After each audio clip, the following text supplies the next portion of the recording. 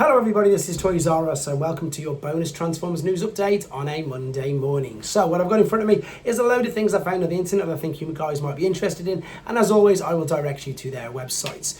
In all honesty, I was going to do this yesterday, but of course with Megs, with the Constructicons and indeed Widowmaker, I suppose, coming out or being leaked, I didn't feel it necessary to bombard you with so many news stories. This has a few things though that have just surfaced really, and some of the other stuff just to recap again on what exactly is going on. So we're going to start off with Takara's version of Omega Prime. So obviously it was the haslab for the rest of the world. Takara, they've got a slightly different sleeve because of course they've got Godfire Convoy. That was of course what he was referred to in Japan. It's just an extra sleeve and it's a nice little bonus. This is via TFW 2005. There is the front of the sleeve looking incredible. There is the side, and then of course we've got to match up the other side round the back, all the Japanese writing, etc., and back to the front. So just a quick reminder, you still get all the normal stuff.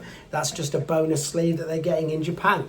Talking of amazing artwork, here we go, Void Rivals 20. Here's some of the covers. Let's have a look at them. Let me know what you think is the best. You can really see now that the Transformers universe is totally intertwined with these. Because at first, you know, we just had Jetfire and there wasn't any Transformers in the story for quite some time. But in the covers we've seen recently, Springer, Hot Rod, Wheelie, etc. It is a great story as well, to be honest. And this is the start of, if you remember a month or so ago, I was showing you these covers and these comics that they're going to be able to, I suppose, join together to make like a big, is the word mural? I'm not too sure anyhow, but you're going to be able to put them all together. So this is the start from issue 20 of where you're going to be able to make this big. I'm just going to call it a nice picture. Right, moving on. I've met this guy in person a couple of times. I had the absolute pleasure of spending some time with him during TF UK Con. He's an absolute legend. He is going to be at TFNation as well, of course, in August, the big event in the UK. I'm going to tell you something about him, guys, because this is, I know people think that I know a lot about Transformers. I know some things about Transformers, but this guy, I did a bit of a game show, did a game as an evening entertainment, and I just basically randomly got 20 Transformers G1 Marvel UK comics, and of course we photocopied it and we got rid of the number of what it was, and we did a point scheme. If you got it exactly right, it was 10 points. If you got it within 3 issues, it was 5 points, etc., etc. And out of 20 random covers, so none of the really obvious ones, no issue 1, none of the wraparound covers, none of the ones that everybody knew, you know, the last issue and all that. Well, anyway, he got 200 points. He got 20 out of 20. He knew just from looking at the covers what issue number it was. Incredible. So yeah, James Roberts at TFNation. Can't wait to have a chat with him again. Right, moving on. This is what dropped overnight. I suppose the bonus of me doing this video a day later enables me to talk about these. This is the new 2-pack. I'm particularly excited for. Yes, they're redecos of the same mold. That I believe is Weird Wolf from all the way back in Titan's Return, and that is of course Hound, which we've now got as, what are they calling him? Because they called him Fisitron at one point. They're now calling, they're still calling him Fisitron. So of course he was, I've completely forgot now, and I've just done a video on him as well. He's one of the light formers anyway. It'll come to me for the end of this video. They've had to change his name for whatever reasons. It'll come to me. But anyhow, this is the new twin pack, and yes, that of course is a Hound mold usage. He looks really good. I'm trying to think. I'm actually selling one on eBay as I'm thinking about it. Alternate mode looks great. Love the colour scheme on it. New head design looks great.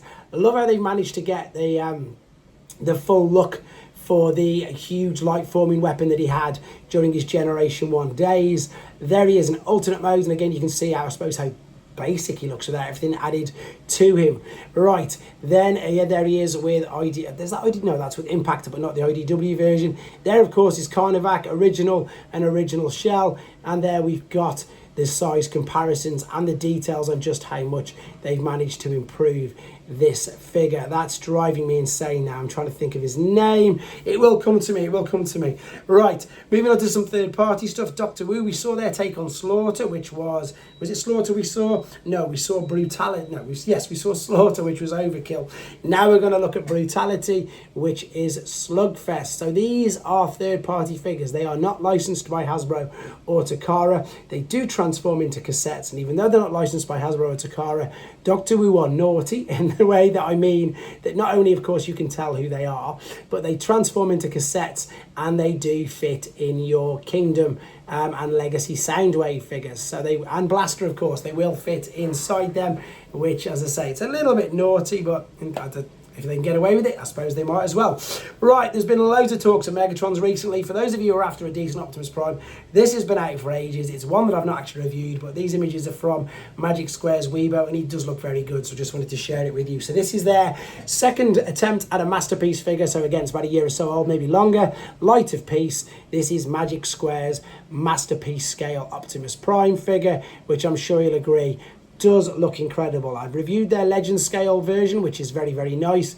This, however, looks to be in a completely different league, and it does look very, very good. And as always, I thought I'd share these images with you because I thought they looked very, very good indeed. And of course, transforms, looks beautiful, loads of chrome on it, front, back, etc. Doors open, looks stunning. And then just a quick reminder of what I said at the beginning of the video. These got dropped over the weekend again. These are via TFW 2005. There's the Constructicons. I've also done separate videos on them. There, of course, is Scavenger and Mixmaster and Widowmaker as well. So expect loads more images of these over the next few hours, I would imagine. Right, very quickly to show you, if you want to order any of the things that I've just shown you on here, there, funny enough, are the Doctor Who cassettes.